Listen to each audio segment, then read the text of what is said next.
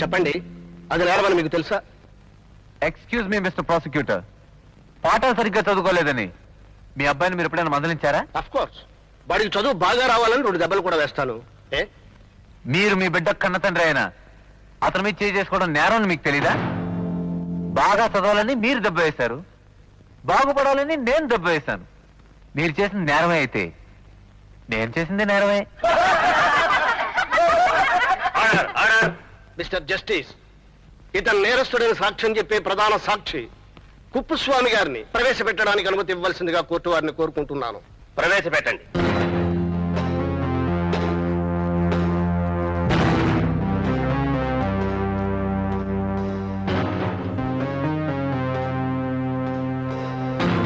భగవంతుని మీద ప్రమాణం చేసి నువ్వు నిజం చెప్పాలా?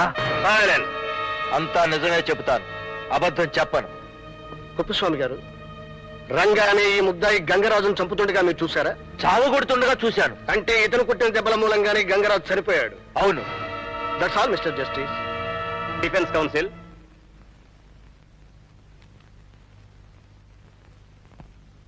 కుప్పస్వామి గారు, మీరేం చదువుకున్నారు?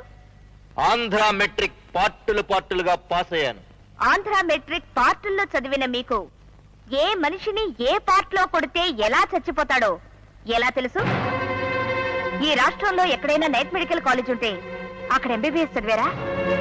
చెప్పండి, ఎలా చెప్పగలిగారు? అతన్ని కొడుతూ ఉండగా చూశారు మీరు, దాన్ని సావగొడుతూ ఉండగా అని మీ అతి తెలివితేటలతో మార్చి మాట్లాడుతున్నారు. నేను మార్చి మాట్లాడటం లేదు, ఉన్న నిజాన్నే చెబుతున్నాను. అతను ఇప్పటికే చాలా మంది మీద చాలా సార్లు చేయి చేసుకున్నాడు. దానికి ఎన్నో రుజువులు ఉన్నాయి. అంతేకాదు, అతడు బాల్యం నుంచి నేరస్తుడే. అనాథ శరణాలయంలో నన్ను సీసాతో పొడిచి బోస్టల్ స్కూల్కు వెళ్ళాడు. అక్కడ ఒక మనిషిని గాయపరిచి సెంట్రల్ జైలు దాకా వెళ్ళాడు. ఇంకా చెప్పాలంటే ఇతడు కడుపులో ఉండగా 1965లో దొండపూడిలో భర్తనే హత్య చేసిన ఇల్లాలు అని పేపర్లన్నీ ఘోషించిన నీలవేణి ఇతని తల్లి. ఆమె రక్తం పంచుకు పుట్టిన ఇతను హంతకుడు కాక మరేమవుతాడు? కుప్పుస్వామి, నా మనవణ్ణి హంతకుడు అంటావురా? నువ్వు కుట్ర పన్ని నా కోడల్ని హంతకురాల్ని చేశావు కదరా. నా కొడుకును దారుణంగా చంపావు. ఆ తల్లి కడుపును పుట్టిన కారణంగానే వీడు హంతకుడు అయితే, ఆ తల్లి కడుపునే పుట్టిన ఈ రవి ఎస్ఐ ఎలా కాగలిగాడురా? హంతకుడు ఎందుకు కాలేదురా? చెప్పరా, చెప్పు. రే దుర్మార్గుడా, మా జీవితాలను నాశనం చేశావు కదరా. నీ అంతం చూస్తానురా, నీ ప్రాణం తీస్తానురా.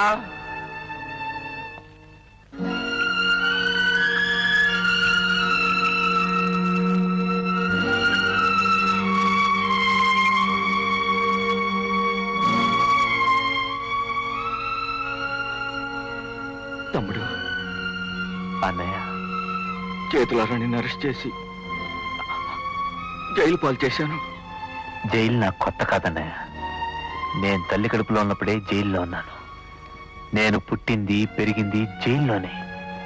కానీ నేను తెలుసుకోవాల్సిన కొత్త విషయాల్లా ఆ కుప్పుస్వామి మన కుటుంబానికి చేసిన ద్రోహం ఒక్కటే. అవును, ఆ విషయం తెలుసుకుంటే మనం కేసు గెలవడానికి ఉపయోగపడచ్చు. చెప్పండి తాతయ్య, కుప్పస్వామి వీళ్ళ తండ్రిని ఎలా హత్య చేశాడు? చెబుతానమ్మా, చెబుతాను. రంగా తల్లి కడుపులో ఉండగా మేము దొండపూడిలో ఉండేవాళ్ళం. కుప్పుస్వామి నా కొడుకు కృష్ణారావుకి మంచి స్నేహితుడు. వాడికి వీళ్ళ తల్లి స్త్రీధనం మీద ఆశ పుట్టి నా కొడుకును ప్రలోభంలో పెట్టాడు. నా కొడుకు మాటలు విని కోడలు వెళ్లి తనకున్న 5 ఎకరాలు అమ్మి 50,000 తీసుకొస్తూ ఉండగా ఆ రోజున అన్నయ్య, నువ్వున్నావన్న నమ్మకంతోనే ఉన్న 5 ఎకరాలు అమ్మేసి 50,000 తీసుకొస్తున్నాను.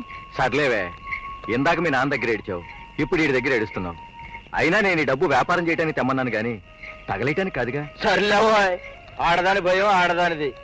సంకలో ఒక పిల్లాడు, కడుపులో ఇంకో బిడ్డ ఉండగా ఉన్న డబ్బంతా వ్యాపారంలో పోతే తను తన బిడ్డలు ఏమైపోతారో అని భయపడుతోంది. అదేం కాదులే, వ్యాపారం అన్నాక అబద్ధాలు ఆడాలిగా.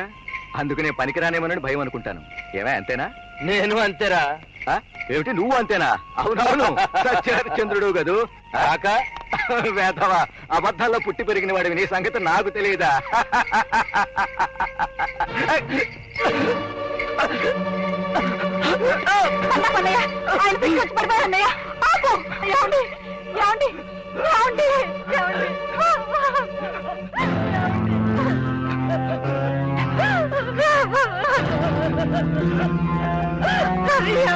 అన్నయ్య ఇక్కడ దగ్గరలో నీళ్లు ఉన్నాయో చూడన్నయ్య.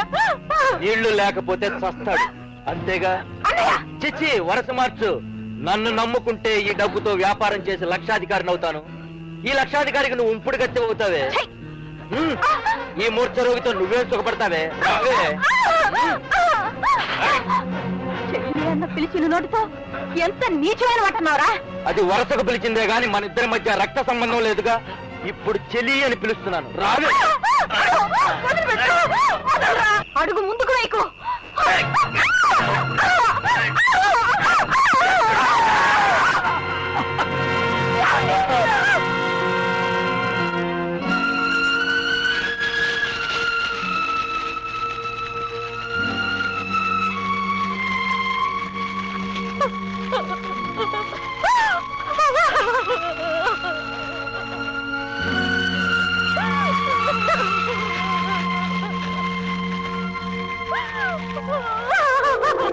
ఆ విధంగా నా కొడుకును హత్య చేసి ఆ నేరాన్ని నా కోడలపైకి నెట్టేశాడు.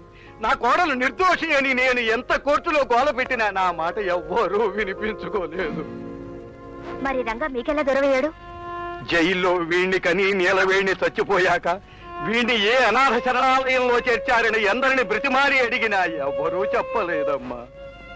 భారతి గారు, మా గతం విడిపోయిన మా కుటుంబాన్ని కలపగలదేమో గాని ఈ కేసు మనం గెలవడానికి ఉపయోగపడతాం.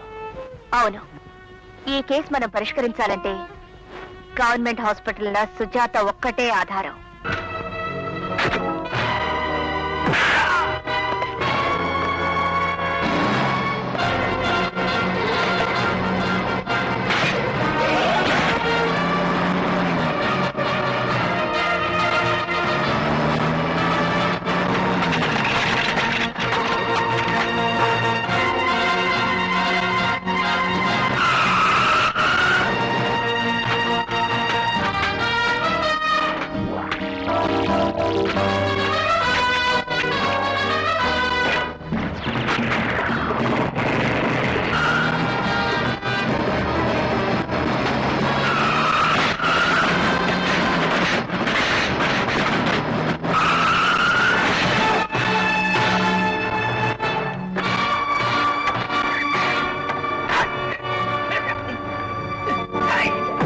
నన్నేం చేయొద్దు, నన్నేం చేయొద్దు, మీకు దండం పెడతాను. నన్ను చంపొద్దు, ప్లీజ్ నన్ను చంపొద్దు.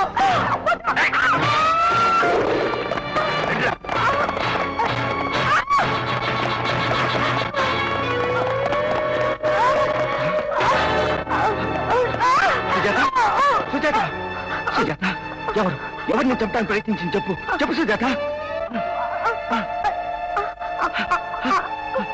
స్వామి, ఇవన్నీ తీసుకుని హాస్పిటల్లో జాయిన్ చేసి మేజిస్ట్రేట్ పిలిపించి ఇవి దగ్గర వాంగ్మూలం తీసుకోమని. నేను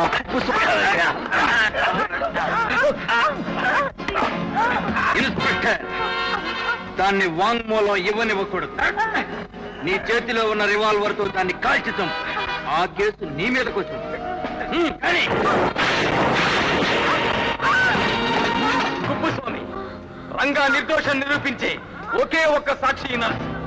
నా కంఠంలో ప్రాణం ఉండగా ఈమె ప్రాణాలు పోనివ్వను. ఓహో, గుంటల్లుడు గారా? స్నేహితుడి కోసం ఆకాశం నుంచి ఊడిపడ్డావా? అవును, రంగా కోసం ప్రాణాలు ఇవ్వడానికి వచ్చాను. నా కూతురు పసుపు కుంకుమలు గుర్తొచ్చి నేను వదిలేస్తాను అనుకుంటున్నావేమో. నిర్దాక్షిణ్యంగా చంపేస్తాను. నాకు దయా దాక్షిణ్యాలు లేవురా. వరుస పెట్టి అందరినీ చంపేస్తాను.